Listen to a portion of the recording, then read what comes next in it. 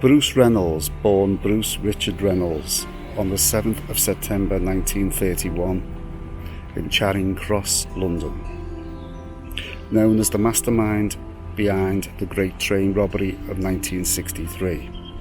At the time, it was Britain's largest robbery, netting £2,631,684, which is the equivalent of 56 million today.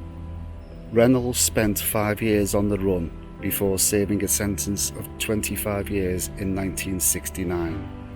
He was released in 1978.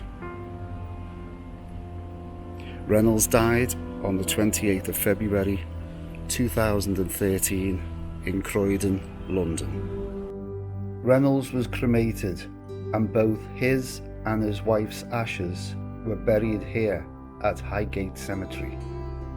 Reynolds died in 2013, joining many of the other departed robbers such as Buster Edwards, Charlie Wilson and Roy James, who took their chance with the law in 1963 but ended up behind bars.